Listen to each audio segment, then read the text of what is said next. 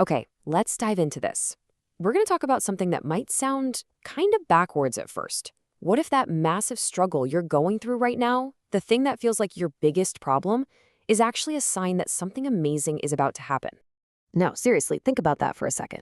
All that pressure, that confusion, that feeling like you're just stuck. What if it's not a sign you're feeling? What if it's proof that you're right on the edge of a major breakthrough? And that right there is the big idea we're digging into.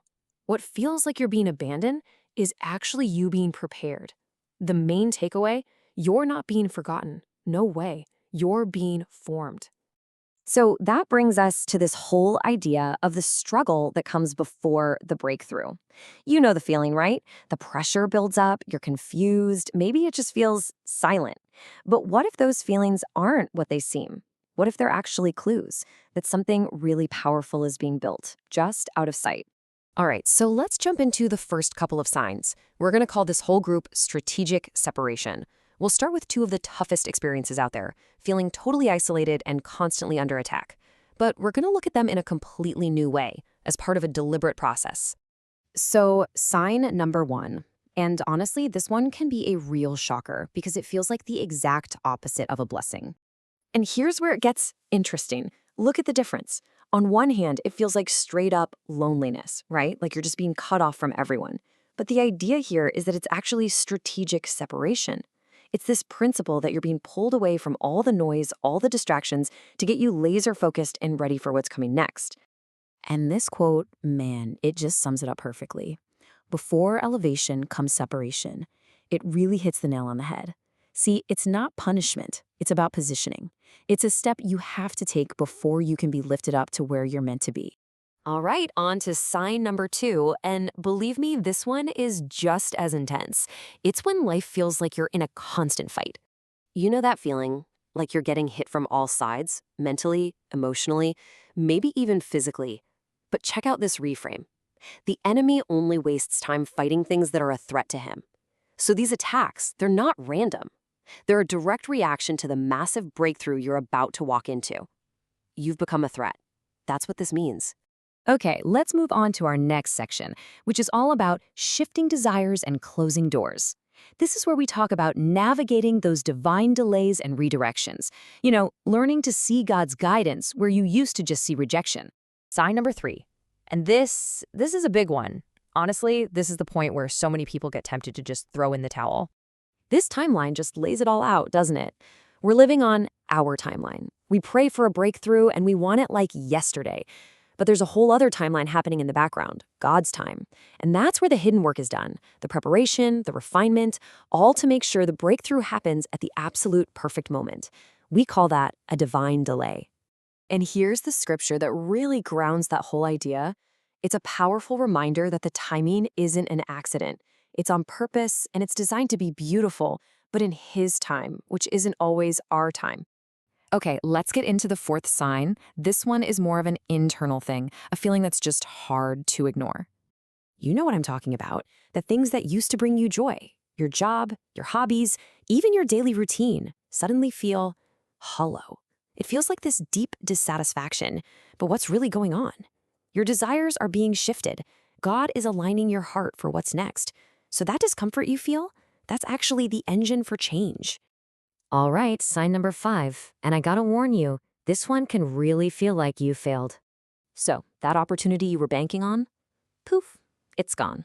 That perfect plan you had, it completely falls apart. It feels like a huge loss, like a door just got slammed shut in your face. But this is where we see divine protection and redirection at play. That closed door isn't a rejection. It's God steering you away from a road you were never meant to walk down. And this is that verse from Proverbs just coming to life right in front of you. That door closing is the very act of making your true path straight. It's guidance in motion, even when it stings like a setback. All right, we're heading into the home stretch with our final two signs, and these are a little different. They're less about what's happening to you and way more about what's happening inside of you. This is all about the internal work that has to happen before the external breakthrough can show up. So sign number 6. This one is all about a shift in your focus, a change in your spiritual energy.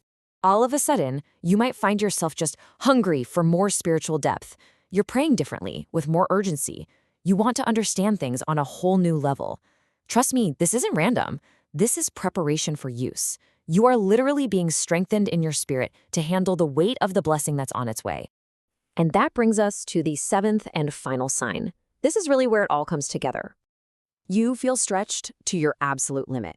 Your whole mindset is changing, your patience is being tested like never before, and your faith is getting put through the ringer. It's uncomfortable, no doubt about it. But this is inner transformation. This is the refining process, building the character you'll need to actually sustain the breakthrough when it arrives. And this verse from James, it's the key to the whole thing. The testing of your faith produces perseverance. See, that discomfort serves a purpose. That testing is producing an endurance, a grit that you are absolutely going to need for the next season of your life. Okay, so let's pull all of this together. If there's one central warning in all of this, it's this. Do not misinterpret the process. You are not being denied, you are being prepared.